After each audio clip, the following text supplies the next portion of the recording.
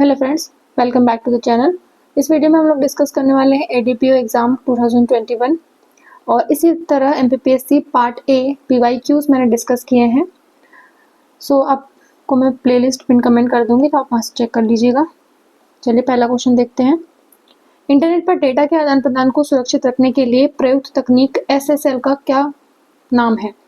तो SSL stand for secure sockets layer. Option number C right हो जाएगा। निम्नलिखित में से क्या साइबर क्राइम का उदाहरण नहीं है? तो denial of service, fishing, spamming, ये सभी हमारे पास किसके अंतर्गत आते हैं? साइबर क्राइम के अंतर्गत आते हैं।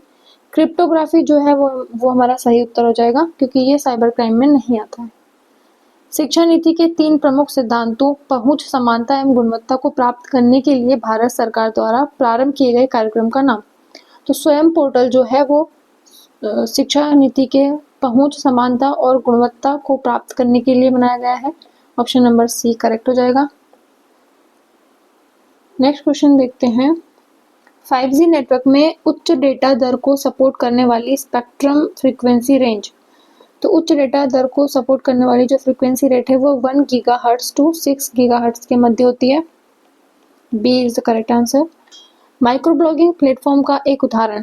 तो इसमें फेसबुक, इंस्टाग्राम, ट्विटर ये सभी माइक्रो ब्लॉगिंग प्लेटफॉर्म है।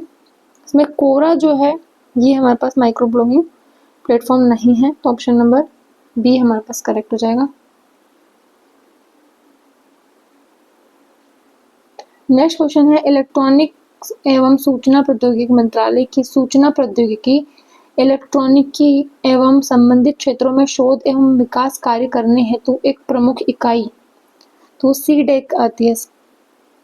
किसके अंतर्गत आती है? ये सूचना प्रौद्योगिकी, इलेक्ट्रॉनिकी एवं संबंधित क्षेत्रों में शोध एवं विकास कार्य हेतु एक प्रमुख इकाई है सीडेक। तो ऑप्शन नंबर ए हमारे पास करेक्ट हो जाएगा। इनमें से क्या आर्टिफिशियल इंटेलिजेंस से सीधे संबंधित नहीं है? तो सुपरवाइज्ड, अनसुपरवाइज्ड और न्यूरल नेटवर्क ये तो टाइप हो गए। तो ये हमारे पास कंप्यूटर नेटवर्किंग जो है ये सीधे कनेक्ट नहीं है, तो ऑप्शन नंबर सी हमारे पास करेक्ट हो सकता है। पेगासस एक उदाहरण है। पेगासस किसका उदाहरण है? तो ये स्पाईवेयर का उदाहरण है। पेगासस जो है एक स्पाईवेयर का उदाहरण है। ऑप्शन नंबर सी करेक्ट हो जाएगा। भारत सरकार द्वारा क्लाउड कंप्यूटिंग की सरकारी आवश्यकताओं को पूर्ण करने के लिए किए जा रहे प्रयास का क्या नाम है? तो क्लाउड कंप्यूटिंग की सरकारी आवश्यकताओं को पूर्ण करने के लिए भारत सरकार द्वारा जो पोर्टल चलाया जा रहा है वो क्या है? Meghraj. Option number A correct answer हो जाएगा। डिजिटल हस्ताक्षर को वैधानिक स्वीकृति किस एक्ट के द्वारा दी गई? तो इंफॉर्मेशन टेक्नोलॉजी एक्ट के तहत ये हमारे पास जो डिजिटल सिग्नेचर होते हैं, जैसे हमने जाति प्रमाण पत्र वगैरह पे देखे होंगे, तो ये हमारे पास जो डिजिटल हस्ताक्षर होते हैं उसको वैधानिक स्वीकृति कब मिली थी? किसके एक्ट के तहत मिली थी? इंफॉर्मेशन टेक्नोलॉजी एक्ट के तहत। नेक्स्ट क्वेश्चन देखिए। वर्ष 2021-22 अग्रिम अनुमानों के आधार पर मध्य प्रदेश के स्थिर भाव के आधार पर 2011-12 आधार वर्ष मानते हुए प्रति व्यक्ति आय कितनी है? तो 63,342 थी उस समय की। अब इससे हमें कोई मतलब नहीं है। 2025-26 की बात करते हैं, तो 2025-26 की स्थायी, अगर हम स्थिर भाव की बात करें 2011-12 वाले, तो उसके तहत अगर देखें तो 76,971 रुपये जो है प्रति व्यक्ति आय है। वहीं अगर हम प्रचलित भाव की बात करें तो प्रचलित भाव की 1,69,050 रुपये है प्रचलित भाव पर प्रति व्यक्ति आय। ठीक है। और वहीं प्रति व्यक्ति दूध उपलब्धता की बात करें तो दूध उपलब्धता की बात करें तो 707 ग्राम पर पर्सन है। ठीक है। आकांक्षी विकासखंड प्रोग्राम एबीपी मध्य प्रदेश में किस वर्ष शुरू किया गया था? तो जो आकांक्षी विकासखंड प्रोग्राम है ये 2018 वर्ष में शुरू किया गया था। ऑप्शन नंबर बी आ जाएगा इसका करेक्ट आंसर। मध्य प्रदेश के औद्योगिक उत्पादन में मूल्य के आधार पर खाद्य प्रसंस्करण उद्योगों का कितना हिस्सा है? तो अगर औद्योगिक उत्पादन के मूल्य आधार पर देखें तो खाद्य प्रसंस्करण उद्यानों का जो हिस्सा है वो है 32%। ऑप्शन नंबर सी करेक्ट हो जाएगा। हालांकि पीवाईक्यू पढ़ते टाइम आप इकोनॉमिक सर्वे और करंट अफेयर के क्वेश्चन छोड़ भी सकते हैं। किस अनाज को सामान्यतः सुपरफूड खाद्य के रूप में देखा जाता है? तो मिलेट्स जो है उसको, मोटा अनाज जो है उसको सुपरफूड के रूप में देखा जाता है। और बात करें हम लहरी बाई की, तो लहरी बाई जो है इनको क्या बोलते हैं? मिलेट्स क्वीन, क्वीन बोलते हैं, मिलेट्स क्वीन। ठीक है, इन्होंने जो ऐसे कोदो कुटकी और रागी, ये जो हमारे पास सुपर फूड में आते हैं, उनको, उनके जो बीज है उनको संग्रहण किया है इन्होंने, लहरी बाई। इन्होंने बीज बैंक बनाया है अपने घर में ही। वर्ष 2011 की जनगणना के अनुसार पिछले दशक में मध्य प्रदेश की जनसंख्या वृद्धि, तो अगर हम बात करें 2001 की जनगणना के अनुसार 6.30 करोड़ जनसंख्या थी मध्य प्रदेश की, और 2011 की जनगणना के हिसाब से बात करें तो 7.26 करोड़ जो है मध्य प्रदेश की जनसंख्या रही है। तो इसमें वृद्धि जो है वो कितनी हुई है? 20.3% हुई है। तो ऑप्शन नंबर बी हमारे पास करेक्ट हो जाएगा। ठीक है, और जनसंख्या की दृष्टि से अगर बात करें तो सबसे ज्यादा जनसंख्या कौन से जिले में है? इंदौर में। इंदौर में सबसे ज्यादा जनसंख्या।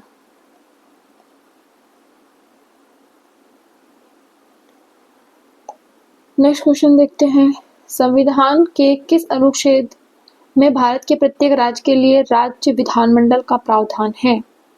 तो विधानमंडल का जो प्रावधान है वो है 168 अनुच्छेद के तहत। और अगर हम प्रथम विधानसभा अध्यक्ष की बात करें, प्रथम विधानसभा अध्यक्ष की बात करें तो वो कौन थे? कुंजीलाल दुबे। कुंजीलाल दुबे, और ये ही सर्वाधिक कार्यकाल रहा है इनका। वहीं सबसे कम न्यूनतम कार्यकाल की बात करें तो न्यूनतम कार्यकाल जो है वो किसका रहा है? तेजलाल टैबरे का, तेजलाल टेबरे। नेक्स्ट क्वेश्चन है, पंचायती राज दिवस कब मनाया जाता है? जो मनाया जाता है 24 अप्रैल को। क्यों मनाया जाता है?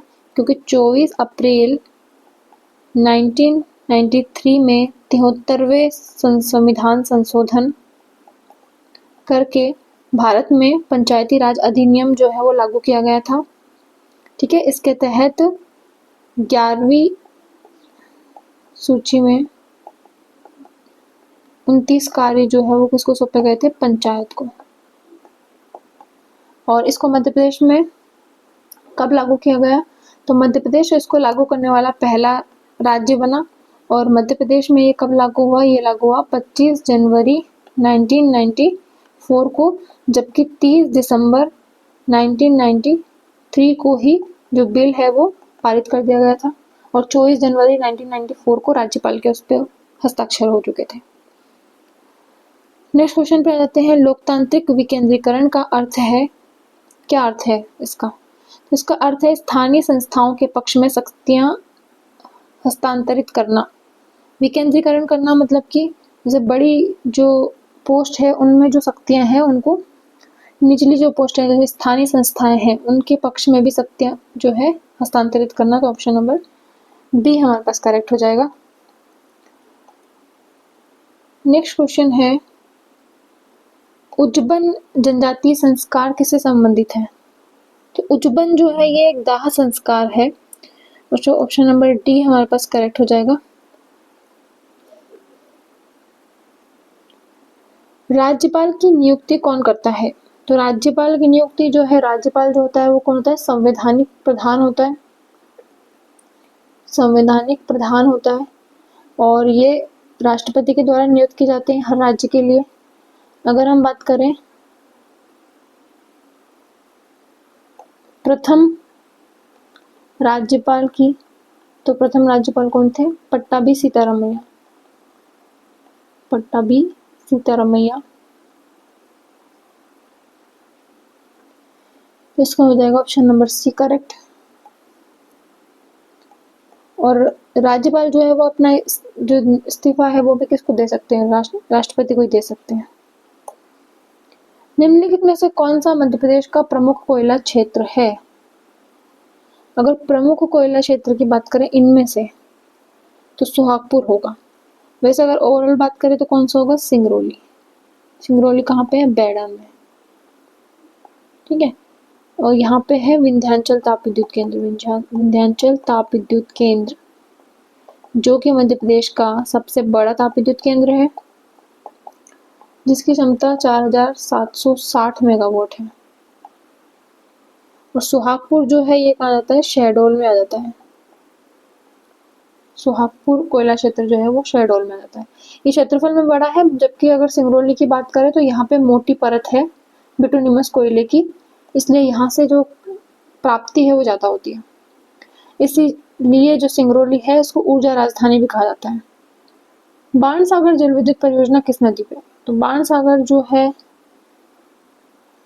ये क्वेश्चन तो डिलीट हो गया, क्योंकि बाणसागर परियोजना कहाँ पे है, सोन नदी पे। सोन नदी का उद्गम कहाँ से होता है, अमरकंटक। अमरकंटक सतपुड़ा पर्वत श्रृंखला, अनूपपुर जिला। तो सोन नदी में ये है शहडोल, शहडोल में स्थित है। और सोन नदी जो है वो किसकी सहायक नदी है, ये सहायक है गंगा की, गंगा की सहायक नदी है। और साथ ही बात करें तो ये इसका नामकरण जो है ये बाणभट्ट जो संस्कृत विद्वान है उनके नाम पर रखा गया है।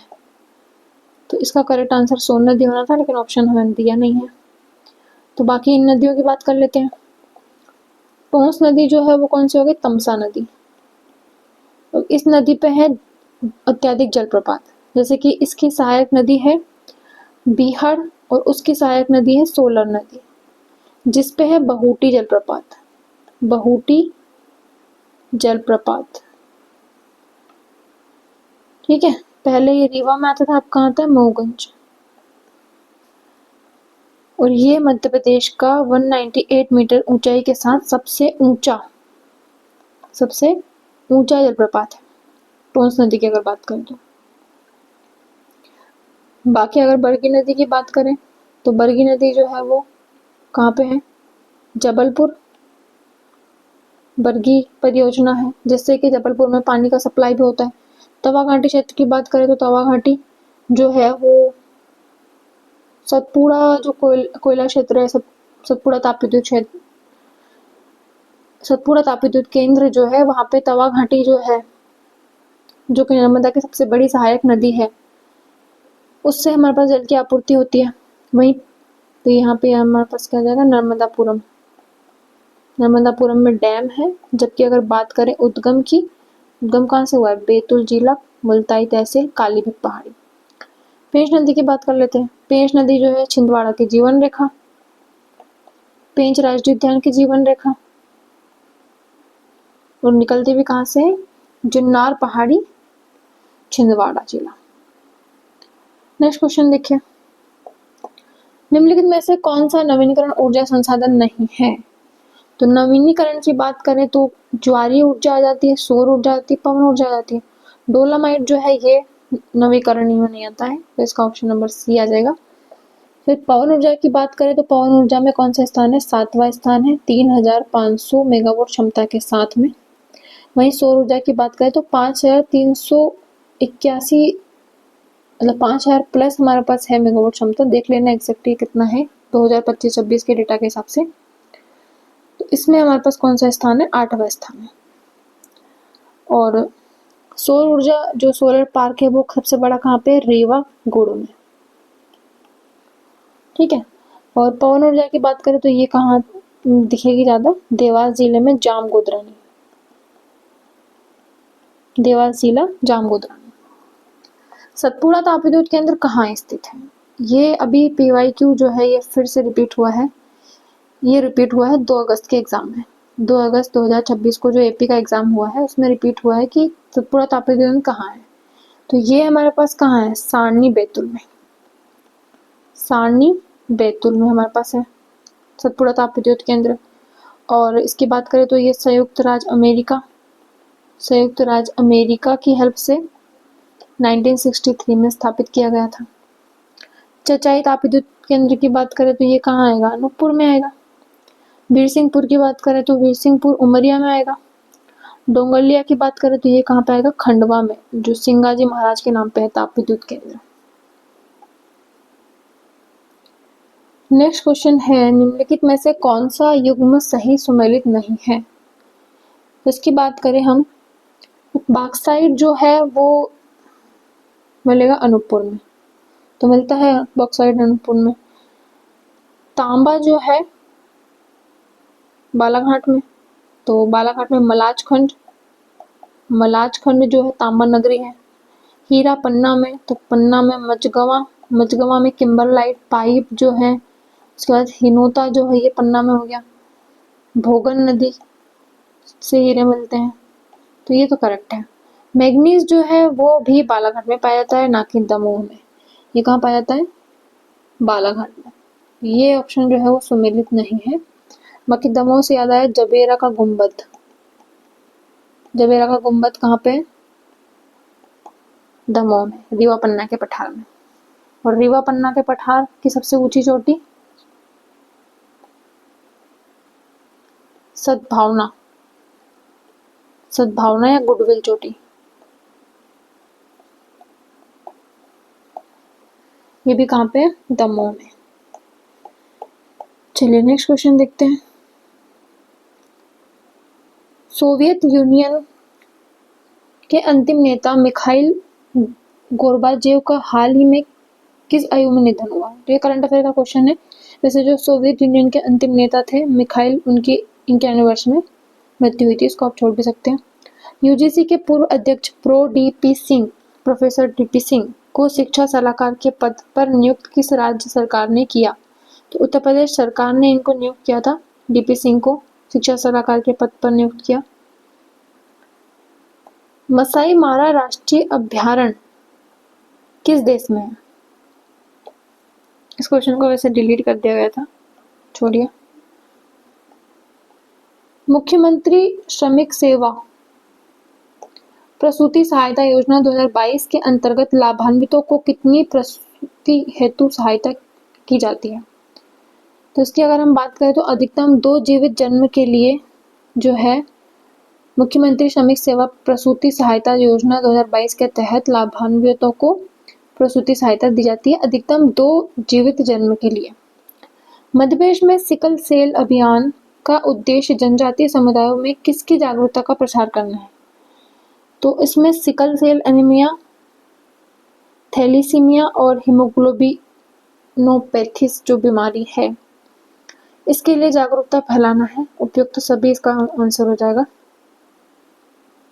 और इसके लिए 2047 तक जो सिकल सेवा अभियान भी चलाया जा रहा है, इस सिकल सेवा एनीमिया को खत्म करने के लिए। नेक्स्ट क्वेश्चन है, अंतर्राष्ट्रीय ओलंपिक समिति का मुख्यालय कहाँ पे है? तो ये लोसान में है अंतर्राष्ट्रीय ओलंपिक समिति का मुख्यालय। ऑप्शन नंबर बी करेक्ट हो जाएगा। किस भारतीय महिला क्रिकेटर को पहली बार मेजर ध्यानचंद रत्न पुरस्कार 2021 में सम्मानित हुआ? तो मिथाली राज जो है, उनको जो है ये महिला क्रिकेटर है जिनको पहली बार मेजर ध्यानचंद रत्न पुरस्कार मिला 2021 में। भारत में राष्ट्रीय खेल दिवस किस खिलाड़ी के जन्म पर मनाया जाता है? तो मेजर ध्यानचंद, इनके नाम पर पुरस्कार भी दिए जाते हैं और इनके नाम पर राष्ट्रीय खेल दिवस भी मनाया जाता है। वहीं बात करें अगर खेल राजधानी की, तो खेल राजधानी कौन है? इंदौर शहर, इंदौर। फिर नेक्स्ट क्वेश्चन आते हैं, संगाई त्योहार कहाँ मनाया जाता है? संगाई, तो संगाई जो त्योहार है ये मणिपुर में मनाया जाता है। हालांकि अब ऐसे क्वेश्चन नहीं आते हैं। ऑप्शन नंबर 20 का करेक्ट हो जाएगा। अगर हम बात करें भील जनजाति के मध्य प्रदेश में, तो सबसे पहले नंबर पे आती है भील जनजाति। ये मनाती है भगोरिया पर्व होली के टाइम पे। उसके बाद बात करें कोरकू जनजाति की, तो कोरकू जनजाति मनाती है मेघनाथ पर्व और इसके साथ साथ गोंड जनजाति भी मनाती है। और कोल जनजाति जो है उनका नृत्य कौन सा हो गया? कोल दहका नृत्य करती है। भारतीय सेवा की अग्निपथ योजना के अंतर्गत अग्निवीरों की नियुक्ति के लिए संशोधित आयु वर्ग क्या है? तो 17.5 से 23 वर्ष रखी गई है। अग्निपथ योजना के अंतर्गत अग्निवीरों की जो नियुक्ति के लिए आयु वर्ग सीमा रखी गई है 17.5 to 23। नेक्स्ट क्वेश्चन है, निम्नलिखित में से कौन सी रचना शरद जोशी से संबंधित नहीं है? तो शरद जोशी जो है परिक्रमा, तिलिस्म, दूसरी सतह, युग चरण जो है ये शरद जोशी की नहीं है। ये कौन है? व्यंग्यकार है। शरद जोशी जो है व्यंग्यकार है। इनकी जैसे जीप पर सवार, इनलिया, इस तरह से इनकी कविताएं हैं। निम्नलिखित में से कौन सी जनजाति लौह शिल्प में निपुण मानी जाती है? तो गोंड जनजाति जो है उसकी उपजाति है हमारे पास अगरिया, जिनके के देवता कौन है? जिनके देवता है लोहासुर। ये प्रमुख रूप से लौह शिल्प के लिए जानी जाती है, तो इसका ऑप्शन नंबर ए हमारे पास करेक्ट हो जाएगा। बाकी बेगा जनजाति की बात करें तो बिंजवार जो है इनकी उपजाति है, बिंजवार, नरोतिया, भरोतिया, नरोतिया, भरोतिया, रायमेना, कठमेना। ठीक है। और ये खुद को क्या मानते हैं? द्रविड़ संतति से मानते हैं, द्रविड़ संतति से उत्पत्ति मानते हैं। ये इसकी क्या है? उपजातियां हैं। वहीं सहरिया जनजाति की बात करें तो ये खुद को क्या मानती है? खूटिया, पटेल, पटेल कहलाना पसंद करती है स्वयं को। ये पाई जाती है उत्तर पश्चिम भाग में, मध्य प्रदेश के शिवपुरी वाले इलाके में सहरिया जनजाति। और सहरिया जनजाति से संबंधित संग्रहालय कहाँ पे स्थित है? आप कमेंट सेक्शन में बताना ये चीज। आदिवासियों की बोलियों में संवाद करने एवं सूचनाएं प्रसारित करने वाले सामुदायिक रेडियो केंद्र का नाम क्या है? वन्य प्रकाशन है। इससे रिलेटेड अगेन एपी 2026 की जो वैकेंसी है 2 अगस्त को पेपर हुआ है, उसमें आया है कि इसका जो रेडियो जो है वो कब से शुरू किया गया था। तो ये वन्य प्रकाशन जो है वो 1980 में शुरू किया गया था, और जिसके तहत रेडियो जो है चलाए जा रहे हैं, जिसमें कि हम देखें तो भील जनजाति से रिलेटेड कौन सा है? मेघनगर, झाबुआ, उसके बाद भाबरा, अलीराजपुर, फिर खानवा जो है, खालवा या खानवा खंडवा में है, ये भील जनजाति से संबंधित है। अवध किशोर जड़िया का संबंध निम्नलिखित में से किस क्षेत्र में है? तो ये हमारे पास कहाँ पे है? साहित्य एवं शिक्षा के क्षेत्र में। ऑप्शन नंबर बी हमारे पास करेक्ट हो जाएगा, किशोर जड़िया। पद्मावत ग्रंथ में निम्नलिखित में से किस लोक नृत्य का वर्णन है? तो राई लोक नृत्य जो है उसका वर्णन है पद्मावत में, और राई जो है वो किसका? बुंदेलखंड का। बुंदेलखंड का नृत्य है जो कि हमारा राजकीय नृत्य भी है। वहीं अगर हम बात करें कर्मा की, तो कर्मा जो है वो गोंड जनजाति का है, जिसको लोक नृत्यों का राजा कहते हैं, लोक नृत्यों का राजा। नेक्स्ट क्वेश्चन देखिए, निम्नलिखित में से किस लेखक ने रानी दुर्गावती की राजधानी चोरागढ़ की लूट का वर्णन किया है? तो अबुल फजल जो है इन्होंने चोरागढ़ की लूट का वर्णन किया है। चोरागढ़ कहाँ जाता है? नरसिंहपुर में। नरसिंहपुर में जो है चोरागढ़ का किला है। और अबुल फजल ने जो इनके रानी दुर्गावती के ससुर थे संग्राम शाह, इनको क्या कहा है? 52 गणाधिपति, 52 गढ़ों के राजा, 52 गणाधिपति कहा है।